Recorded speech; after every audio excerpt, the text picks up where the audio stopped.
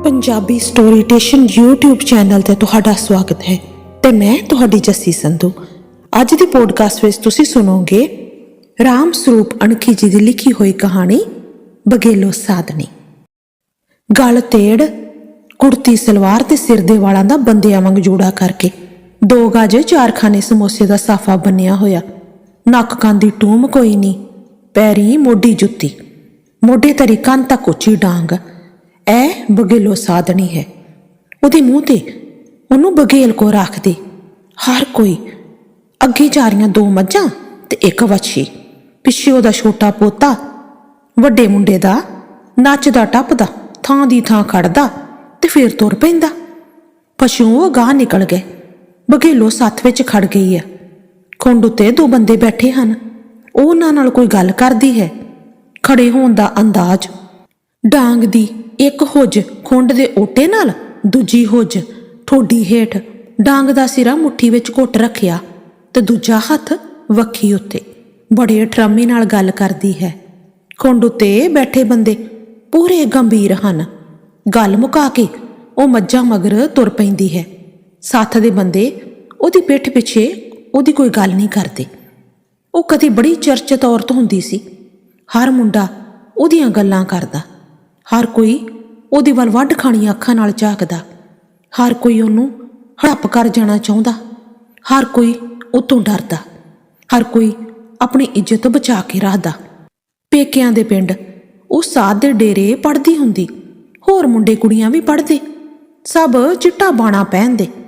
ਕੁੜੀਆਂ ਮੁੰਡਿਆਂ ਵਾਂਗ ਰਹਿੰਦੀਆਂ, ਮੁੰਡਿਆਂ ਵਾਂਗ ਸਿਰ ਦੇ ਵਾਲਾਂ ਦਾ ਜੂੜਾ ਕਰਦੀਆਂ ਤੇ ਪੱਗਾਂ ਬੰਨ੍ਹਦੀਆਂ। ਬਘੇਲੋ ਸਾਰੀਆਂ ਕੁੜੀਆਂ ਨਾਲੋਂ ਵੱਧ ਹੁੰਦਰ ਹੋੜ ਸੀ। ਹੱਡਾਂ ਪੈਰਾਂ ਦੀ ਖੁੱਲੀ ਤੇ ਉੱਚੇ ਕੱਦ ਵਾਲੀ ਲੱਗਦੀ, ਜਿਵੇਂ ਉਹ ਕੋਈ ਪਰ ਜਵਾਨ ਤੇ ਸੋਹਣਾ ਸੁਨੱਖਾ ਮੁੰਡਾ ਹੋਵੇ। ਉਹ ਬੋਲਦੀ ਵੀ ਮੁੰਡਿਆਂ ਵਾਂਗ, ਮੈਂ ਨਹੀਂ ਜਾਂਦਾ ਅੱਜ ਪਿੰਡ ਵਿੱਚ ਦੁੱਧ ਲੈਣ ਗੁਜੇ ਨੂੰ, ਜਾ ਬਈ ਮੈਂ ਖਾਊਂਗਾ ਪਹਿਲਾਂ, ਪ੍ਰਸ਼ਾਦਿਆਂ ਦੀ ਬੜੀ ਭੁੱਖ ਲੱਗੀ ਆ। ਡੇਰੇ ਦੇ ਮਹਾਂਦੀ ਉਹ ਕੁੰਜੀ ਮੁਖਤਿਆਰ ਬਣ ਗਈ। 5 ਕਰੇ 50 ਕਰੇ, ਮਹੰਤ ਉਹਨੂੰ ਟੋਕਦਾ ਵਰਜਦਾ ਨਹੀਂ ਸੀ। ਉਹ ਇੱਕ ਅੱਖੋਂ ਕਾਣਾ ਸੀ, ਖਾਸੀ ਉਮਰ ਦਾ ਹੋ ਚੁੱਕਿਆ ਸੀ। ਧਾਗੇ ਤਵੀਤ ਦਿੰਦਾ ਤੇ ਵੈਦਗੀ ਵੀ ਕਰਦਾ। ਡੇਰੇ ਨਾਲੋਂ ਥੋੜੀ ਘਣੀ ਜ਼ਮੀਨ ਵੀ ਸੀ, ਪਰ ਪਿੰਡ ਵਿੱਚ ਮਹੰਤ ਦੀ ਮੰਨਤਾ ਬਹੁਤ ਸੀ। ਵਰਾਂਡੇ ਵਿੱਚ ਕਣਕ ਦੀਆਂ ਬੋਰੀਆਂ ਛੱਤਣ ਨੂੰ ਲੱਗੀਆਂ ਰਹਿੰਦੀਆਂ। ਦੁੱਧ ਮੱਖਣ ਆਮ ਸੀ। ਲੰਗਰ 24 ਘੰਟੇ ਚੁੱਲ੍ਹਾ ਰਹਿੰਦਾ। ਤੱਤਾ ਚਾਹੇ ਠੰਡਾ ਪ੍ਰਸ਼ਾਦਾ ਹਰ ਸਮੇਂ ਮਿਲਦਾ। ਰਾਹੀ ਪਾਂਦੀ ਕੋਈ ਆਉਂਦਾ, ਹਰ ਇੱਕ ਦੀ ਸੇਵਾ ਸੰਭਾਲ ਹੁੰਦੀ। ਮਹੰਤ ਨਾਰਾਇਣ ਦਾਸ ਦਾ ਛੋਟਾ ਭਾਈ ਕਾਕੂ ਦੂਰ ਆਪਣੇ ਪਿੰਡ ਰਹਿੰਦਾ ਤੇ ਖੇਤੀਪਤੀ ਦਾ ਕੰਮ ਕਰਦਾ। ਮਹੰਤ ਨੇ ਵੀ ਉਸ ਦਾ ਵਿਆਹ ਕੀਤਾ, ਉਹਨੂੰ ਹੋਰ ਜ਼ਮੀਨ ਲੈ ਕੇ ਦਿੱਤੀ। ਕਾਕੂ ਇੰਕ ਸੀਰੀ ਰਲਾ ਕੇ ਖੱਬੀ ਖਾਨਬਾਹੀ ਕਰਦਾ ਤੇ ਫਿਰ ਕਾਕੂ ਤੋਂ ਕਾਕਾ ਸਿਉਂ ਅਖਵਾਉਣ ਲੱਗ ਪਿਆ। ਕਾਕੇ ਦੀ ਬਹੂ ਕੋਲ 2 ਕੁੜੀਆਂ ਸਨ। ਉਹ 50 ਨੂੰ ਚੁੱਕਣ ਵਾਲਾ ਸੀ। ਉਹਦੀ ਬਹੂ ਮੁੰਡਾ ਜੰਮ ਕੇ ਮਰ ਗਈ। 2 ਸਾਲਾਂ ਦਾ ਹੋ ਕੇ ਫਿਰ ਮੁੰਡਾ ਵੀ ਮਰ ਗਿਆ। ਕੁੜੀਆਂ ਉਡਾਰ ਸਨ, ਬੁਰਾ ਹਾਲ ਹੋ ਗਿਆ। ਕਾਕਾ ਸਿਉਂ ਦੇ ਘਰ ਦਾ ਵਾਹੀ ਦਾ ਕੰਮ ਖੁੱਚਲ ਗਿਆ। ਉਹਦੀ ਬਹੂ ਉਹ ਤੋਂ 15 ਸਾਲ ਛੋਟੀ ਸੀ। ਐਸਾ ਕਿ ਉਦੋਂ ਵੀ ਉਹਨੂੰ ਮਸੀਂ ਹੋਇਆ ਸੀ। ਹੁਣ ਐਸ ਉਮਰ ਵਿੱਚ ਡੋਲਾ ਕਿੱਥੋਂ? ਨਾਰਾਇਣ ਦਾਸ ਤੋਂ ਭਾਈ ਦਾ ਦੁੱਖ ਝੱਲਿਆ ਨਹੀਂ ਜਾਂਦਾ ਸੀ। ਉਹ ਸਮਝਦਾ ਕਾਕੂ ਦਾ ਦੁੱਖ ਉਹਦਾ ਆਪਣਾ ਦੁੱਖ ਹੈ। ਉਹ ਹੋਰਾਂ ਲੋਕਾਂ ਦੇ ਕਸ਼ਟ ਨਿਵਾਰਨ ਕਰਦਾ ਸੀ। ਉਹਦਾ ਆਪਣਾ ਮਾਂ ਜਾਇਆ ਦੁਖੀ ਕਿਉਂ ਰਹੇ? ਉਹਦਾ ਤਾਂ ਅੱਧ ਵਿਚਕਾਰ ਬੇੜਾ ਡੁੱਬ ਗਿਆ ਸੀ। ਡੇਰੇ ਦੀ ਮਹੰਤੀ ਕਿਸ ਕੰਮ? ਤੇ ਫਿਰ ਬਘੇਲੋ ਦੇ ਮਾਪਿਆਂ ਨੇ ਮਹੰਤ ਨਾਰਾਇਣ ਦਾਸ ਉੱਤੇ ਉਪਕਾਰ ਕੀਤਾ। ਉਹ ਗਰੀਬ ਜੱਟ ਸਨ, ਜ਼ਮੀਨ ਥੋੜੀ ਸੀ, ਖੇਤੀ ਦਾ ਕੰਮ ਮਸਾਂ ਤੁਰਦਾ। ਜਵਾਕਾਂ ਦੀ ਪੂਰੀ ਪਾਲ, 5 ਕੁੜੀਆਂ ਪਿੱਛੋਂ 2 ਮੁੰਡੇ। ਬਘੇਲੋ ਸਭ ਤੋਂ ਵੱਡੀ। ਉਹਦਾ ਬਾਪ ਲਾਲਚ ਕਰ ਗਿਆ। ਅੰਦਰ ਖਾਤੇ ਉਹਨੇ ਮਹੰਤ ਤੋਂ ਪਤਾ ਨਹੀਂ ਕੀ ਕੁਝ ਲੈ ਲਿਆ ਹੋਵੇਗਾ। ਬਘੇਲੋ ਕਾਕੂ ਨੂੰ ਵਿਆਹ ਦਿੱਤੀ ਗਈ। ਜਿਵੇਂ ਗਾਂ ਦਾ ਰੱਸਾ ਕਿੱਲਿਓਂ ਖੋਲ ਕੇ ਕਿਸੇ ਤੀਜੇ ਤੇ ਹਾਕ ਨੂੰ ਫੜਾ ਦਿੱਤਾ ਹੋਵੇ। ਉਸ ਵੇਲੇ ਉਹਦੀ ਉਮਰ ਮਸਾਂ 20 ਵਰਿਆਂ ਦੀ ਹੋਵੇਗੀ। ਉਹ ਤਾਂ ਜਿਵੇਂ ਗੁੰਮਸੁੰਮ ਹੋ ਕੇ ਰਹਿ ਗਈ। ਕੀ ਉਹ ਬਾਸਰਦੀ? ਉਹ ਇੱਕ ਪਾਸੇ ਮਾਪਿਆਂ ਦੇ ਘਰ ਦੀ ਮੰਦਹਾਲੀ, ਦੂਜਾ ਆਪਣੇ ਗੁਰੂ ਮਹੰਤ ਨਾਰਾਇਣ ਦਾਸ ਦਾ ਨੇਕ ਹੁਕਮ। ਕਾਕੂ ਨੇ ਦੂਜਾ ਵਿਆਹ ਤਾਂ ਕਰਵਾ ਲਿਆ। ਚਲੋ ਰੋਟੀ ਪੱਕਦੀ ਹੋ ਗਈ। ਕੁੜੀਆਂ ਕਿੰਨੇ ਕੁ ਸਾਲ ਘਰ ਬੈਠੀਆਂ ਰਹਿੰਦੀਆਂ, ਪਰ ਉਹ ਇਸ ਉਤਾਰ ਉਮਰ ਵਿੱਚ ਮਰਦਾਂ ਜਿਹਾ ਮਰਦ ਨਹੀਂ ਰਹਿ ਗਿਆ ਸੀ। ਥੋਥ ਸੀ, ਝੂਟੀ ਜਾਂਦਾ। ਬਘੇਲੋ ਕੁੜੀਆਂ ਵਿੱਚ ਕੁੜੀ ਬਣ ਕੇ ਰਹਿੰਦੀ। ਉਹਨਾਂ ਨਾਲ ਹੱਸ ਖੇਡ ਕੇ ਦਿਨ ਨਿਕਲ ਜਾਂਦਾ। ਕਾਕਾ ਸੂੰ ਦਾੜੀ ਰੰਗ ਕੇ ਰੱਖਦਾ, ਸਿਆਲਾਂ ਵਿੱਚ ਦਵਾਈਆਂ ਪਾ ਕੇ ਪੰਜੀਰੀ ਰਲਾਉਂਦਾ। ਮਹੰਤ ਨਾਰਾਇਣ ਦਾਸ ਉਹਦੇ ਲਈ ਤਾਕਤ ਦੀਆਂ ਗੋਲੀਆਂ ਭੇਜਦਾ। ਕਾਕਾ ਸਿਉਂ ਚਾਹੁੰਦਾ ਉਹ ਮੁੜ ਕੇ 18 ਬਰਸ ਦਾ ਬਣ ਜਾਵੇ। ਉਹ ਸਦਾ ਜਵਾਨ ਰਹਿਣ ਦੀ ਕੋਸ਼ਿਸ਼ ਕਰਦਾ ਰਹਿੰਦਾ। ਬਣ ਠਾਣ ਕੇ ਰਹਿਣ ਲੱਗਾ, ਪਰ ਸੁੱਕੀ ਲੱਕੜ ਉੱਤੇ ਚਾਹੇ ਘਿਓ ਦੇ ਪੀਪੇ ਮੂਧੇ ਕਰ ਦਿਓ, ਹਰੀ ਨਹੀਂ ਜੇ ਹੁੰਦੀ। ਪੁਰਾਣੇ ਹੱਡਾਂ ਦਾ ਨਵੇਂ ਹੱਡ ਨਾਲ ਕਾਹਦਾ ਮੇਲ। ਤੇ ਫਿਰ ਵੱਡੀ ਬਾਂਹ ਵਾਲੀ ਜੈਮਲ ਦਾ ਉਹਨਾਂ ਦੇ ਘਰ ਪਤਾ ਨਹੀਂ ਕਦੋਂ ਆਉਣ ਜਾਣ ਹੋ ਗਿਆ।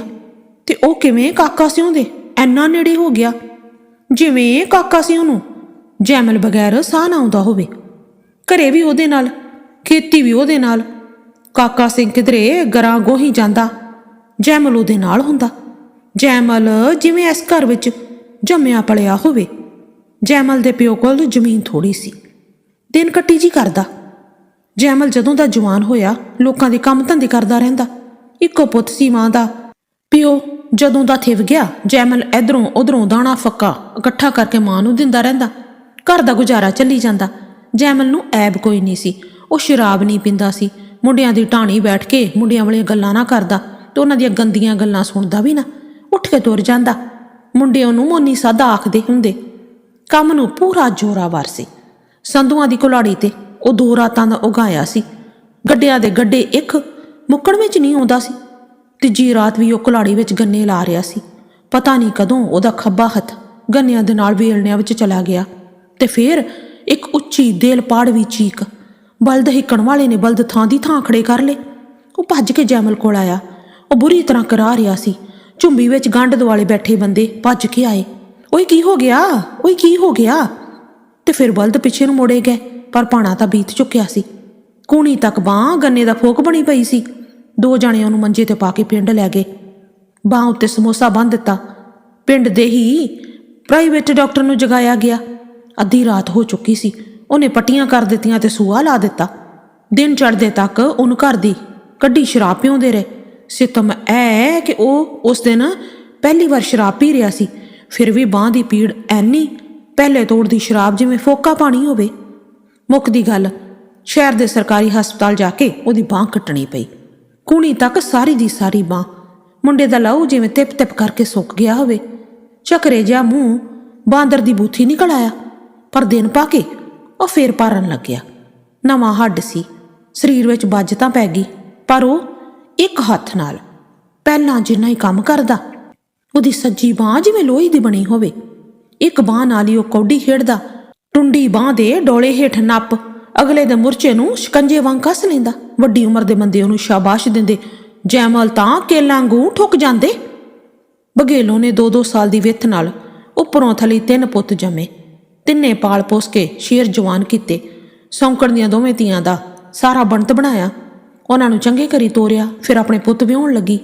ਦਿਨ ਪੈਂਦੇ ਗਏ। ਇੱਕ ਇੱਕ ਕਰਕੇ 3 ਨੂੰਹਾਂ ਘਰ ਆ ਗਈਆਂ। ਫਿਰ ਪੁੱਤਾਂ ਦਾ ਪਰਿਵਾਰ ਵਧਣ ਲੱਗਿਆ। ਮੁੰਡੇ ਇਕੱਠੇ ਸਨ। ਮਾਂ ਦੀ ਆਗਿਆ ਵਿੱਚ ਰਹਿੰਦੇ, ਸਿਰ ਤੋੜ ਕਮਾਈ ਕਰਦੇ ਤੇ ਚੌਥੇ ਪੰਜਵੇਂ ਵਰੇ ਨਵੀਂ ਭੋਏ ਗਹਿਣੇ ਬੈ ਲੈਂਦੇ ਤੁਰੇ ਜਾਂਦੇ। ਕਾਕਾ ਸਿੰਘ ਮਰ ਗਿਆ। ਤੀਜੇ ਮੁੰਡੇ ਨੂੰ ਵਿਆਹ ਕੇ ਮਰਿਆ। ਮੁੰਡਿਆਂ ਨੇ ਤਾਂ ਉਹਦਾ ਹਕਾਮਾ ਕੀਤਾ। ਦਾਨ ਪੁੰਨ ਤੇ ਪੂਰਾ ਪੈਸਾ ਲਾਇਆ। ਅਗਵਾੜ ਵਿੱਚ ਕਾਕਾ ਸਿੰਘ ਦੇ ਘਰ ਦੀ ਬੱਲੇ ਬੱਲੇ ਹੋ ਗਈ। ਜੈਮਲ ਜਿਉਂਦਾ ਹੈ। ਉਹ ਬਗੈਲੋ ਦੇ ਘਰ ਹੀ ਰਹਿੰਦਾ ਸੀ। ਹੁਣ ਤਾਂ ਉਹ ਖਾਸਾ ਬੁੜਾ ਲੱਗਦਾ ਏ। ਬਗੇਲੋ ਦੇ ਮੁੰਡੇ ਤੇ ਨੂੰਹਾਂ ਉਹਦਾ ਪੂਰਾ ਉਕਰ ਆਦਰ ਕਰਦੇ ਹਨ। ਚਾਚਾ ਚਾਚਾ ਹੁੰਦੀ ਰਹਿੰਦੀ। ਉਹਨੂੰ ਮੰਜੇ ਤੇ ਬੈਠੇ ਨੂੰ ਰੋਟੀ ਟੁੱਕ ਮਿਲਦਾ। ਘਰ ਦੀ ਇੱਕ ਅੱਡ ਬੈਠਕ ਵਿੱਚ ਉਹ ਰਹਿੰਦਾ ਹੈ। ਬੈਠਕ ਦੀ ਅਲਮਾਰੀ ਨੂੰ ਜਿੰਦਰੀ ਲਾ ਕੇ ਰੱਖਦਾ। ਬਗੇਲੋ ਦੇ ਪੋਤੇ ਪੋਤੀਆਂ ਜੈਮਲ ਦੇ ਅੱਗੇ ਪਿੱਛੇ ਰਹਿੰਦੇ ਤੇ ਰੋ ਪਿੱਟ ਕੇ ਉਹਦੇ ਕੋਲੋਂ ਪੈਸੇ ਲੈ ਜਾਂਦੇ। ਕਦੇ ਕਦੇ ਕੋਈ ਭਤੀਜਾ ਬੈਠਕ ਵਿੱਚ ਆ ਕੇ ਉਦੋਂ ਕੋਈ ਨੇਕ ਸਲਾਹ ਲੈਣ ਲੱਗਦਾ। ਬਗੇਲੋ ਹੀ ਜਾਣਦੀ ਹੈ ਰੰਡੇਪੇ ਜਿਹਾ ਸੁਹਾਗ ਉਹ ਕਿਵੇਂ ਹੰਡਾਇਆ।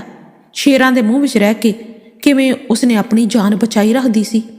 ਪਹਿਲਾਂ ਪਹਿਲਾਂ ਤਾਂ ਇਹ ਦੁਰ ਚਰਚਾ ਐ ਸੀ ਕਿ ਉਹ ਨੰਗੇ ਮੂੰਹ ਰਹਿੰਦੀ ਹੈ। ਕਿਸੇ ਬੁੱਢੇ ਠੇਰੇ ਦੀ ਕੋਈ ਸ਼ੰਗ ਸ਼ਰਮ ਨਹੀਂ। ਪਸ਼ੂਆਂ ਨੂੰ ਬੰਦਿਆਂ ਵਾਂ ਗਾਲਾਂ ਕੱਢਦੀ ਹੈ। ਫਿਰ ਉਹਨੂੰ ਸੁਣਾ ਕੇ ਲੋਕ ਬੋਲੀਆਂ ਮਾਰਦੇ। ਕੋਈ ਆਖਦਾ ਕਾਣੇ ਨੇ ਆਪਦੀ ਜੂਠੀ ਬਾਟੀ ਇੱਥੇ ਵਗਾ ਮਾਰੀ ਹੈ। ਚੱਟੀ ਜਾਂਦੇ ਕਾਕੂ ਧੌਲ ਦਾੜੀ ਆ।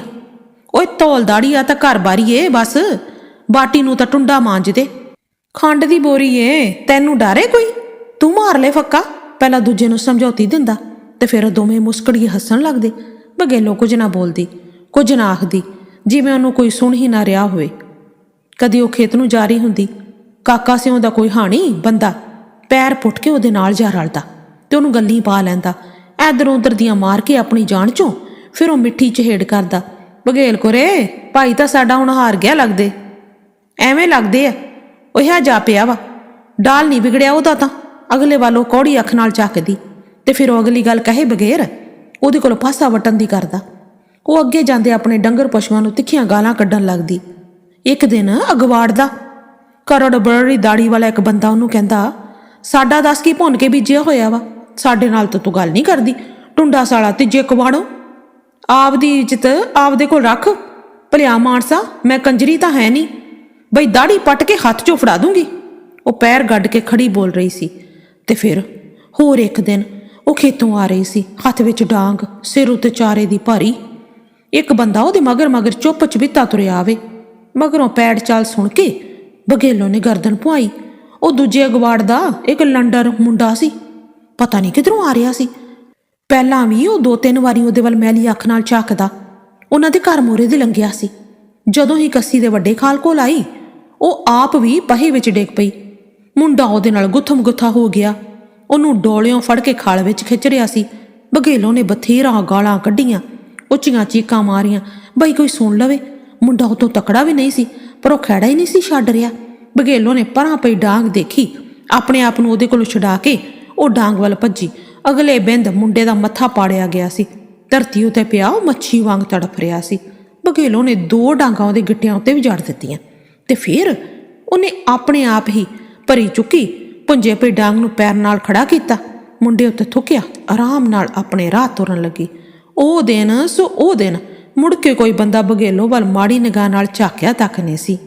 ਲਿਖਤ ਰਾਮ ਸਰੂਪ ਅਣਖੀ, ਆਵਾਜ਼ ਜੱਸੀ ਸੰਧੂ। ਫਿਰ ਮਿਲਦੇ ਹਾਂ ਇੱਕ ਬਹੁਤ ਹੀ ਪਿਆਰੀ ਸੋਹਣੀ ਜੀ ਕਹਾਣੀ ਨਾਲ।